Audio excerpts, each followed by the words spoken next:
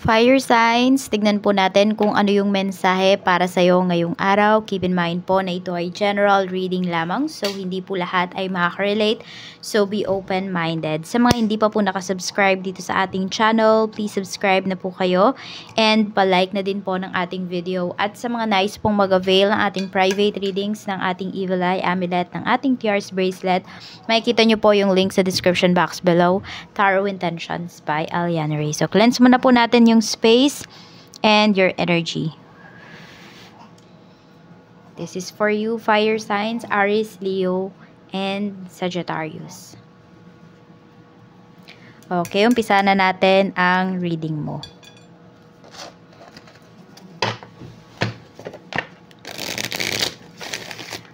Fire signs.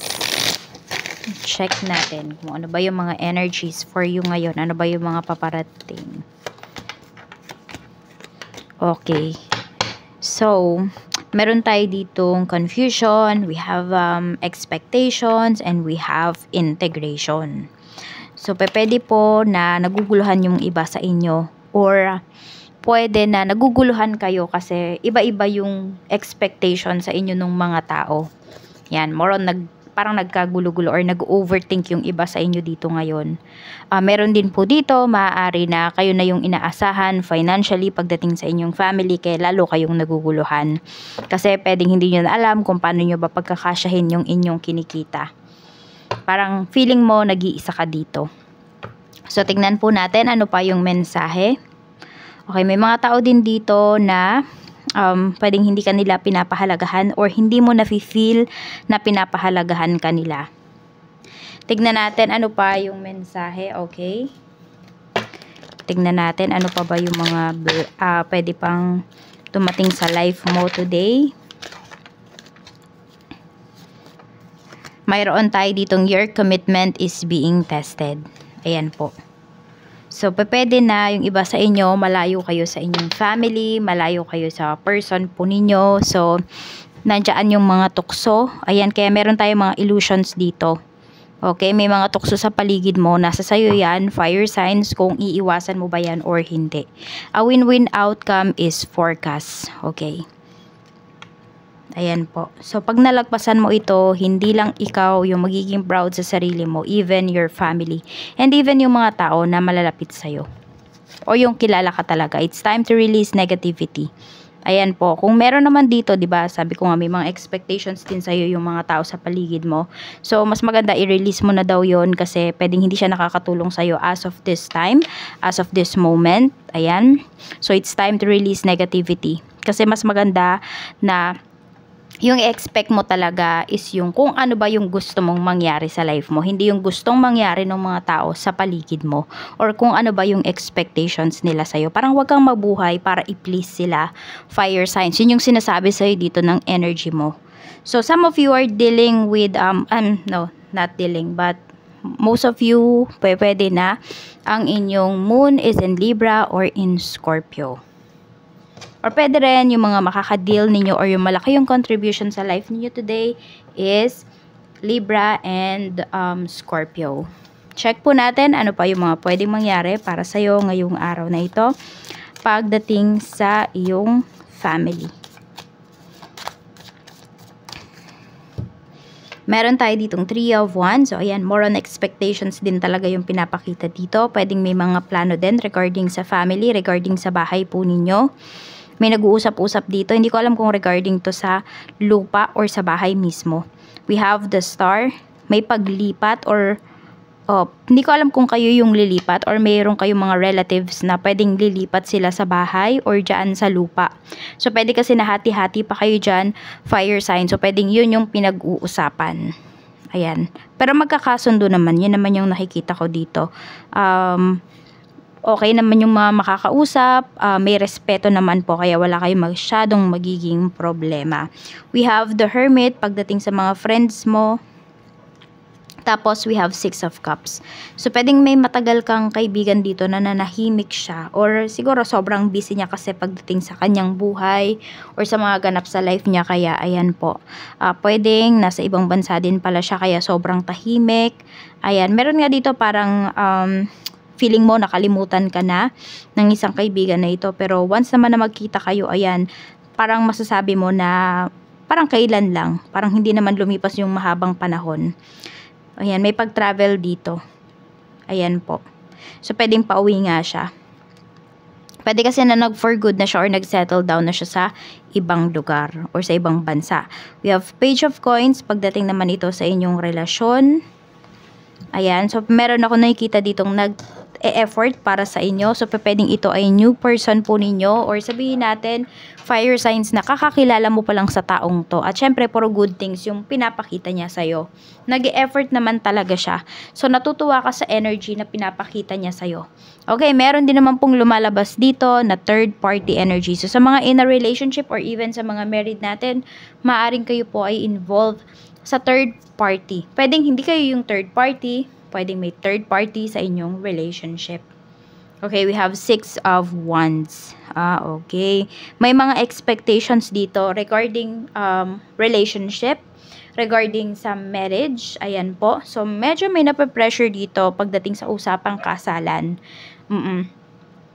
So, ayun, parang hindi mo na-meet yung expectations ng person mo, yung expectation ng family mo, ng family ng person mo, kaya naka-heartbroken yung iba sa inyo dito, nasasaktan po kayo.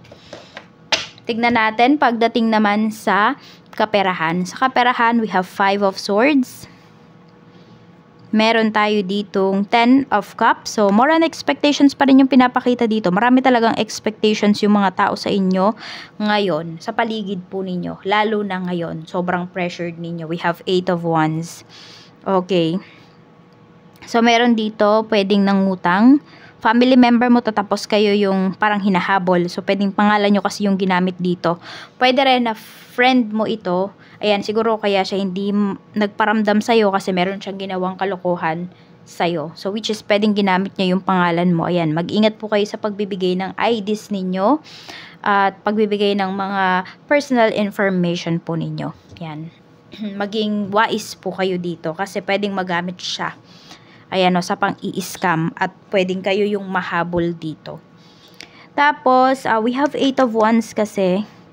So, meron akong nakikita dito. Yun nga, dahil malaki or mataas yung expectation sa'yo ng family mo. Kasi po, yung iba sa inyo or marami sa family mo yata, fire signs ay mga successful successful na sila sa kanilang field. So, pwedeng yun yung inaabangan sa'yo ng family mo or ng mga taong malalapit sa'yo. So, ina-expect nila na yung trabaho mo o yung magiging trabaho mo o yung pinagkakaabalahan mo is malaki yung ibibigay sa'yo.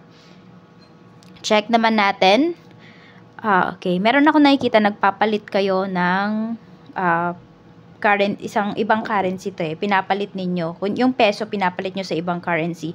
So, pwedeng may mag-vacation dito or mag-vacation dito sa ibang bansa. We have 4 of Swords. Pagdating naman to sa trabaho, sa career, we have 8 of Cups. Okay, may procrastination na pinapakita dito. Nagpipigil yung iba sa inyo pagdating sa inyong trabaho. Ayan, siguro efforts, for some of you, efforts yung pinipigilan ninyo dito. Kasi meron kayong hinihintay. So, pwedeng sabihin natin ang hinihintay ninyo is inyong promotion or meron kayong hinihintay dito Tapos, hanggat di nyo yung nare-receive, hindi kayo kikilos dito ng bonggang-bongga pagdating sa inyong trabaho. Ayan. Meron din ako nakikita dito. Pwedeng nagre-request po kayo ng salary increase, pero pwedeng hindi pa siya binibigay. At medyo matatagalan pa siya.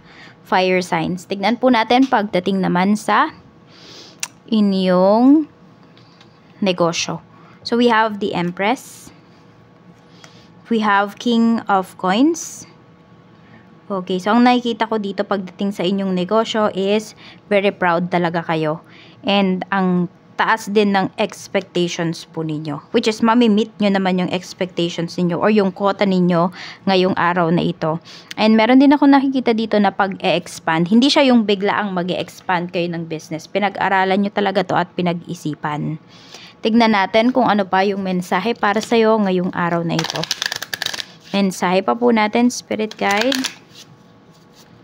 We have the 7-star sisters, birthing creations, tapestry of life expression. So you need to express your feelings, your desire. Ayan po, be creative sa chosen field po ninyo. Huwag kayong matakot na mag-explore. Yan yung sinasabi sa inyo ni Universe.